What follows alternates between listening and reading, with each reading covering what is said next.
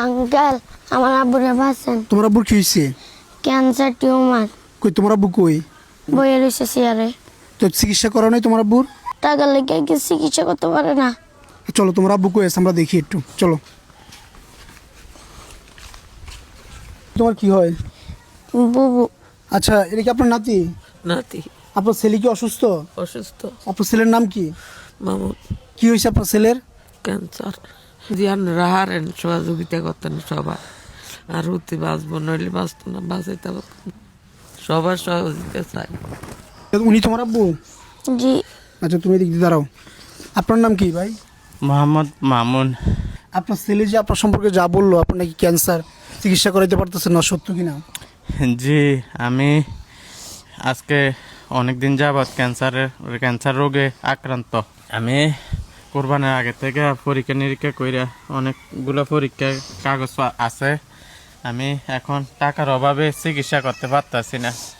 আপনারা যদি সাহায্য করেন আমাকে, তাহলে আমার চিকিৎসাটা হইব। আর আমার ছেলে মাদ্রাসায় পড়ে। দর্শক, আমরা এই মুহূর্তে রয়েছি কুমিল্লা জেলার সদর দক্ষিণ উপজেলার শ্রীবিদ্যা গ্রামে, যেখানে হচ্ছে আমাদের মামুন ভাই। উনি দীর্ঘদিন প্রবাসে ছিলেন। প্রবাসে থাকা অবস্থায় তেমন সুবিধা করতে পারেন নাই। প্রবাস থেকে অসুস্থ হয়ে দেশে ফিরে আসেন 2022 সালে। 22 সালে আসার পর থেকে অসুস্থ। বর্তমানে আপনি কী কী রোগে আক্রান্ত? আমি ক্যান্সার এবং টিউমার রোগে আক্রান্ত। চিকিৎসা নিচ্ছেন কোথায়? আমি কুচাতুলি মেডিকেল কলেজ হাসপাতাল থেকে চিকিৎসা নিতেছি। টাকার অভাবে সপ্তাহে কত টাকা খরচ হয় আপনার চিকিৎসায়? আমার সপ্তাহে খরচা হয় টোটালি, একটা কেমোথেরাপি দিতে আমার 21,000 টাকা খরচা হয় টোটালি। আজকেও তো কেমোথেরাপি আজকে দিচ্ছেন? কেমোথেরাপি দিছি। এই আরো কয়টা থেরাপি বাকি আছে? আরো 11টা টোটালি। 11টা কিরকম খরচ হইতে পারে? 11টা 3.5 লাখ থেকে 4 লাখ টাকা খরচা হইতে পারে। আপনার কাছে কি এখন কোনো টাকা আছে চিকিৎসা চালানোর মতো? বর্তমানে আমার কাছে টাকা নাই। আমি অসহায় হয়ে পড়ছি। আমার ফ্যামিলিকে নিয়ে আমি নিজে চলতে পারি না। আমার থেরাপি চিকিৎসা চালাইতে পারতেছি না এখন। বিগত প্রবাসে ছিলাম, প্রবাসে আমার ভিসা ছিল না। তো আমি ওইখানে অসুস্থ হয়ে পড়ছি। পরে দিয়া আমি দেশে আসার পরে দিয়া আমি কিছু রঙের কাজ করছি। আমি রঙের কাজ জানা আছে। পরে দিয়ে আমিও আবার অসুস্থ হয়ে পড়ছি। তখন আমি পরীক্ষা নিরীক্ষা করে দেখি আমার ক্যান্সার টিউমার। আমি এখন খুবই অসুস্থ হয়ে পড়ছি। আমি প্রবাসী ভাইদের কাছে বলবো এবং দেশের সব স্তরের মানুষের কাছে বলবো, আমাকে সবাই সাহায্য করবেন। আমি 2 হাত জোর করে বলতেছি। আমি নিজের জন্য বাঁচতে চাই না, আমার 2টি সন্তান আছে, তো তাদের জন্য বাঁচতে চাই। আমাকে সবাই সহযোগিতার হাত বাড়াই দিবেন।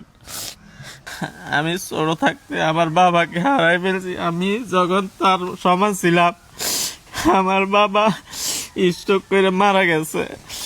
আমার মা অনেক কষ্ট করে মুরাখারি বানাইয়া আমাকে একটু পড়ালেখা করাইছে। পরে আর পড়ালেখা করতে পারি না, কাজ শিখছি। কাজ শিক্ষা এখন বাবা হারালে কি অবস্থা হয় একটা এতটুক বাচ্চা। আপনারা জানেন বাবা হারার বেদনা কি, কত কষ্ট আপনারা জানেন। বাঁচতে চাই, সবাই আমাকে সহযোগিতা করবেন। আর ভিডিওটা একটু সবাই শেয়ার করে দিবেন সবার কাছে, যাতে আমাকে সবাই হেল্প করে। আপনারা সবাই আমার আব্বুকে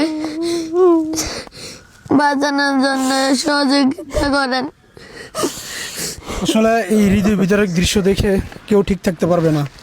মামুন ভাই হচ্ছে পেশায় একজন রং মিস্ত্রি। উনি প্রবাসে ছিলেন, প্রবাসে অসুস্থ হওয়ার পরে দেশে চলে আসছেন।